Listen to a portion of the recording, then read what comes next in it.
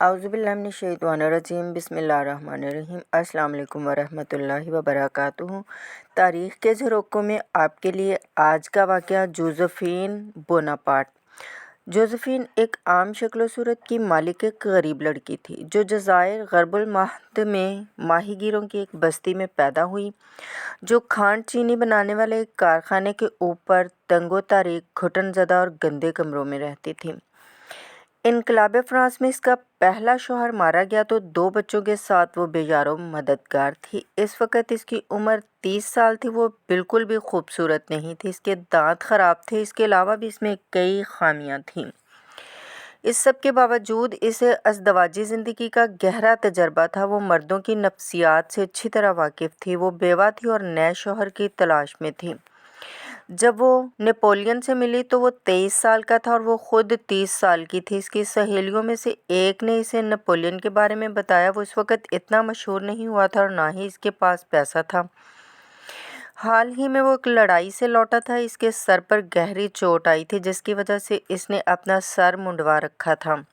Josephine نے جب پہلی دفعہ نپولین کو دور سے دیکھا تو اسے کچھ خاص نہیں لگا۔ اس کی سہیلی نے بتایا کہ بہت جلد یہ بڑا اور مشہور آدمی بننے والا ہے۔ جوزفین اس سے ملاقات کا طریقہ سوچنے لگی۔ آخر اس نے اپنے بڑے بیٹے جس کی عمر تقریباً 12 برس تھی نپولین کے پاس یہ پوچھنے بھیجا کہ کیا اس کے پاس اس کے مرحوم باپ کی تلوار ہے۔ ظاہر ہے نپولین نے ہاں میں جواب دیا۔ دوسرے دن جوزفین بن سنور کر لیکن آنکھوں میں آنسو لیے نپولین کا شکریہ ادا کرنے گئی۔ جوزفین پرشین تہذیب سے اچھی طرح واقف تھی۔ وہ اس کی شخصیت اور اس کے غیر معمولی حسن سلوک سے بڑا متاثر ہوا۔ اسے احساس ہو گیا کہ جوزفین تہذیبی نقطہ نظر سے اس سے بلند سطح پر کھڑی ہے۔ اس لیے جب جوزفین نے اسے اپنے ہاں چائے پر مدعو کیا تو وہ خوشی سے پھولے نہ سمایا، اور جب وہ اس کے گھر چائے پینے آیا تو جوزفین نے اسے بتایا کہ وہ تاریخ کا ایک مشہور ترین جرنیل بننے والا ہے۔ 3 ماہ کے بعد ان کی منگنی ہو گئی۔ نپولین وقت کا بڑا پابند تھا۔ وہ کہا کرتا تھا وقت ہی سب کچھ ہے۔ ایک دفعہ اس نے کہا تھا میں جنگ ہار سکتا ہوں لیکن وقت ضائع نہیں کر سکتا۔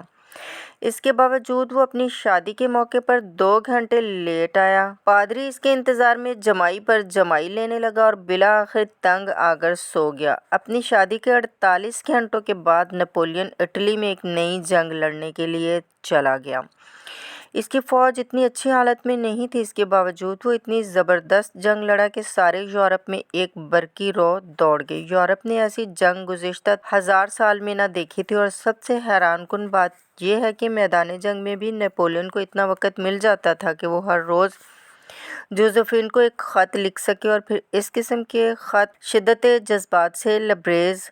سن 1933 میں جوزفین کو لکھے گئے نپولین کے 8 خطوط لندن میں نیلام عام پر 4000 پاؤنڈ میں فروخت کیے گئے تھے۔ میں نے ان کو پڑھا ہے اور وثوق سے کہہ سکتا ہوں کہ وہ اس وقت کے مستحق تھے اور آج بھی ہیں۔ یہاں ایک خط درج کر رہا ہوں۔ میری پیاری محبوبہ جوزفین، تم نے مجھے ایک ایسی محبت سے روشناس کروایا ہے جو میرے ہوش و حواس پر چھا گئی ہے۔ میں کچھ کھا نہیں سکتا، سو نہیں سکتا، مجھے اپنے دوستوں کی بھی پرواہ نہیں رہی۔ میں شہرت سے بے نیاز ہو گیا ہوں۔ اب میدان جنگ میں صرف اس لیے کامیاب ہونے کی کوشش کرتا ہوں کہ تمہیں فتح سے خوشی ہوتی ہے۔ اگر ایسا نہ ہوتا تو میں فوج کو میدان جنگ میں چھوڑ کر پیرس بھاگ آتا اور تمہارے قدموں سے لپٹ جاتا۔ تم نے میرے اندر ایک لامتناہی محبت بھر دی ہے۔ میں ہر وقت ایک وجدانی کیفیت میں رہتا ہوں۔ کوئی لمحہ ایسا نہیں گزرتا کہ میں تمہاری تصویر نہ دیکھتا ہوں اور اسے چومتا نہ ہوں۔ یہ خط اس کے بہت سے خطوط سے قدرے کم جذباتی ہے۔ بہت سی عورتیں ایسے خطوط پر جان دینے کو تیار ہو جاتی ہیں، لیکن جوزفین کو ان کی زیادہ پرواہ نہیں تھی۔ وہ ایک دوسرے شخص سے عشق بازی میں مصروف تھی اور اس نے نپولین کے خطوط کا جواب دینے کی بھی زحمت گوارا نہیں کی تھی۔ اس کی اس حرکت پر نپولین شدت جذبات سے پاگل ہو جایا کرتا تھا۔ آخر وہ جوزفین کی بے اتنائی سے تنگ آ گیا۔ جب وہ مصر میں لڑ رہا تھا تو اس نے ایک خوبصورت لڑکی کو اپنے ساتھ چائے پینے پر مدعو کیا۔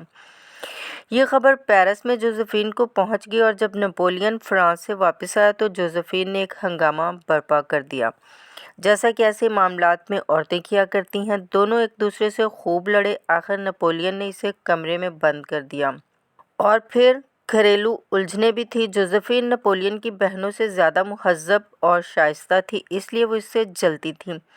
जोसेफिन की मौजूदगी में वो दबी दबी रहती थी और अंदर ही अंदर गुस्से से खौलती रहती थी। उन्होंने कसम खाई थी कि वो जोसेफिन को ऐसा मज़ा चखाएंगी कि सारी ज़िंदगी याद रखेगी।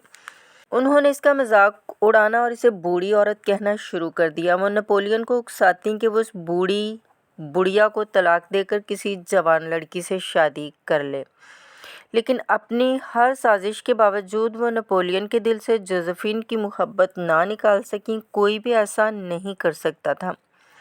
आखिर इसने खुद ही जोसेफिन को तलाक देने का फ़ैसला कर लिया, और ये फ़ैसला इसने सिर्फ एक वजह से किया था। इसे एक ऐसी बीवी की ज़रूरत थी जिसके बदन से बेटा पैदा हो सके।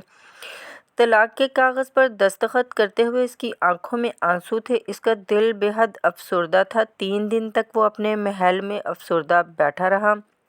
ना तो किसी से कोई बात करता और ना ही कुछ खाता पीता था, बस खलाओं में घूरता रहता। तलाक के थोड़े ही अरसे के बाद नेपोलियन ने ऑस्ट्रेलिया में मेरी लोई से शादी कर ली। इस शादी का अजीब पहलू यह है कि ऑस्ट्रेलिया के दूसरे बाशिंदों की तरह मेरी लोई भी नेपोलियन से नफरत करती थी। वो अल्लाह से दुआ मांगती थी कि नेपोलियन से इसकी शादी ना हो, लेकिन इसका बाप सियासी वजूहात की वजह से इस शादी पर मुसर था। इसने शादी तो कर ली, लेकिन वो नेपोलियन की रत्ती भर परवाह नहीं करती, और जब नेपोलियन को जंगों में शिकस्त होने लगी तो वो इसे छोड़ गई और अपने बेटे को भी इससे नफरत करना सिखा गई। नेपोलियन की पहली और आखिरी मोहब्बत जोसेफिन थी। जब वो मर गई तो नेपोलियन इसकी कब्र पर गया और रो रो कर कहने लगा, मेरी प्यारी जोसेफिन, तुमने कम से कम मुझे छोड़ा तो नहीं था। इस ज़मीन पर नेपोलियन के मुंह से जो आखिरी लफ्ज़ निकला था वो जोसेफिन था। प्यारे सामीन किराम, अगर आज का वाक़या आपको अच्छा लगा हो तो लाइक शेयर ज़रूर कीजिएगा, और कमेंट्स में भी अपनी राय का इज़हार कीजिएगा, और चैनल को भी सब्सक्राइब कर दीजिएगा। अल्लाह हाफ़िज़।